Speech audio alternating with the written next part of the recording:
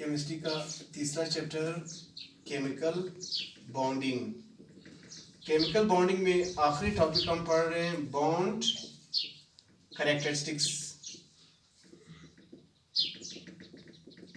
Bond characteristics का पहला point हमने पढ़ लिया, बॉन्ड एनर्जी,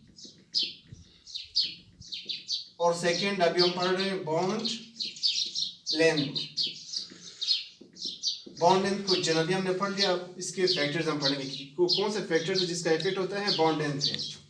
फिर इसके बाद हम इलेक्ट्रोनेगेटिविटी पढ़ेंगे, फिर इसके बाद आयनिक करैक्टर, फिर dipole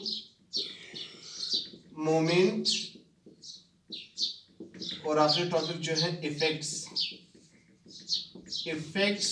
of bonding on physical and chemical properties।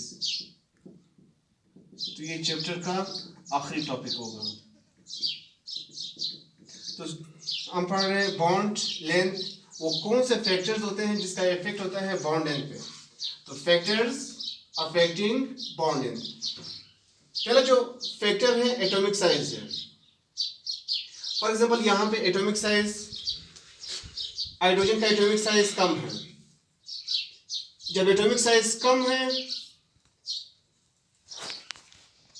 For example इसका ऑफ 37 है, तो ऑफ इसका एटॉमिक साइज है।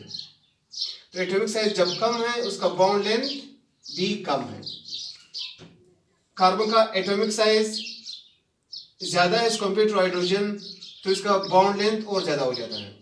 अब आयोडीन इसका एटॉमिक साइज ज्यादा है सबसे, तो इसका बॉन्ड लेंथ भी ज्यादा है।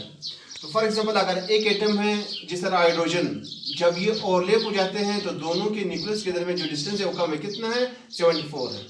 फिर उसके बाद कार्बन थोड़ा साइज में ज्यादा हो जाता है इसका, तो दो न्यूक्लियस के दरमियान जो डिस्टेंस है उसको हम बॉन्ड डिस्टेंस कहते हैं। अब इसका बॉन्ड डिस्टेंस ज्यादा है कार्बन का एज कम्पेयर टू हाइड्रोजन का, क्यों? क्योंकि इसका एटॉमिक साइज ज्यादा है। फिर इसके बाद फ्लोरीन का, अब फ्लोरीन का साइज और इंक्रीज हो जाता है, तो दो न्यूक्लियस के दरमियान जो डिस्टेंस है उसको हम बॉन्ड डिस्टेंस कहते हैं। अब बॉन्ड डिस्टेंस और ज्यादा हुआ है। इसी तरह सीएल का, तो जब एटॉमिक साइज इंक्रीजेस, दो न्यूक्लियस के दरमियान जो डिस्टेंस है यानी बॉन्ड डिस्टेंस है या बॉन्ड लेंथ है वो भी इंक्रीजेस। फिर इसके बाद बीआर, अब बीआर का साइज मजीद इंक्रीज हुआ है, तो दो न्यूक्लियस के दरमियान जो डिस्टेंस है इसको हम बॉन्ड डिस्टेंस कहते हैं या बॉन्ड लेंथ कहते हैं, वो भी इंक्रीज हुआ है। तो ये सीएल और ये बीआर, सबसे ज्यादा जो बॉन्ड डिस्टेंस है उस किसका ज्यादा है, वो आयोडीन का है। तो आयोडीन का 266 है। क्यों उसका बॉन्ड डिस्टेंस ज्यादा है? क्योंकि आयोडीन का एटॉमिक साइज ज्यादा, तो एटॉमिक साइज जब ज्यादा हो जाता है तो दो न्यूक्लियस के दरमियान जो डिस्टेंस है जिसको हम बॉन्ड डिस्टेंस कहते हैं वो भी ज्यादा हो जाता है, जिससे बॉन्ड डिस्टेंस या बॉन्ड लेंथ इंक्रीज हो जाता है। तो effect of atomic size on bond length क्या है? एटॉमिक साइज अगर ज्यादा हो रहा है तो इससे बॉन्ड लेंथ या बॉन्ड डिस्टेंस भी ज्यादा हो जाता है। सेकेंड जो है चेंज इन इलेक्ट्रोनेगेटिविटी डिफरेंस।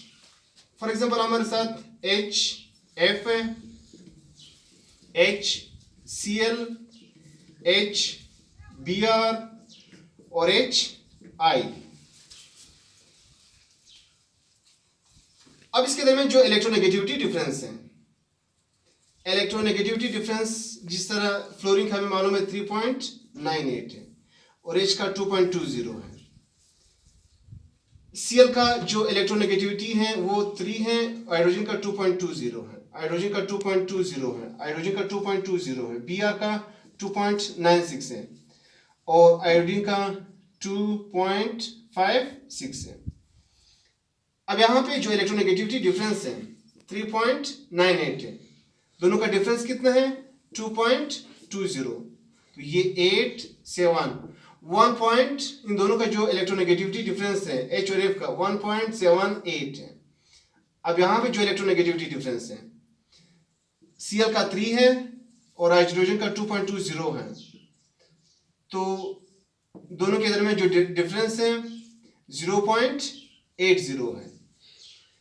और इसी तरह जो है H और Br के दरमियान इलेक्ट्रोनेगेटिविटी डिफरेंस, Br 2.96 है और ये 2.20 है, तो 6 यहाँ पे 7 0.76 है।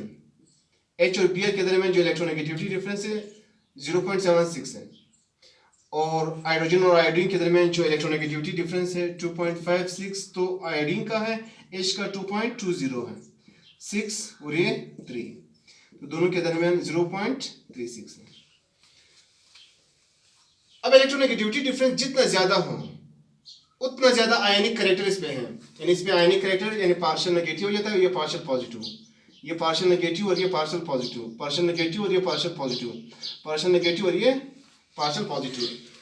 तो इलेक्ट्रोनेगेटिविटी डिफरेंस जितना ज्यादा है आयनिक करेक्टर उतना ज्यादा है, उतना वो दो एटम ज्यादा एक दूसरे को अट्रैक्ट करते हैं, जिससे क्या होगा, जो बॉन्ड डिस्टेंस होता है, फॉर एग्जाम्पल ये दो एटम्स के दरमियान बॉन्ड डिस्टेंस है, तो दो जब नजदीक एक दूसरे को अट्रैक्ट करते हैं तो इसका बॉन्ड डिस्टेंस फिर क्या हो जाता है, डिक्रीज हो जाता है।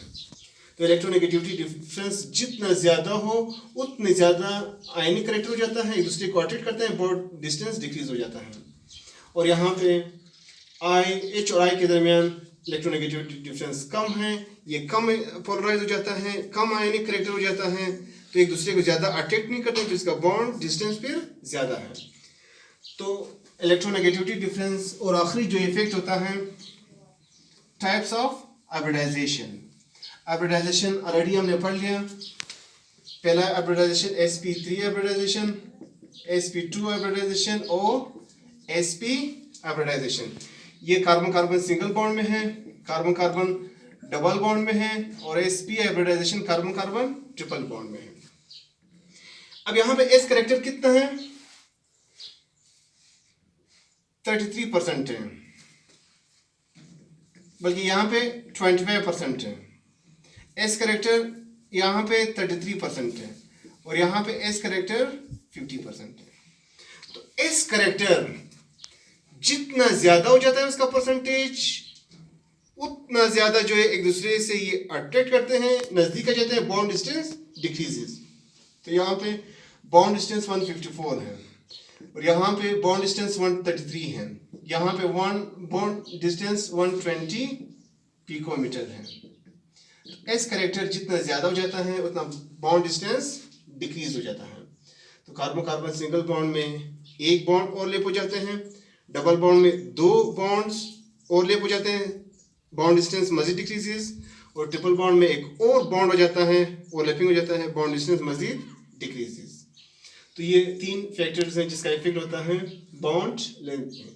नेक्स्ट जो हमारा टॉपिक है इलेक्ट्रोनेगेटिविटी, फिर उसके बाद आयनिक करेक्टर, फिर डायपोल मोमेंट, फिर effects of bonding on physical and chemical properties chapter का आखिरी टॉपिक होगा। Thank you.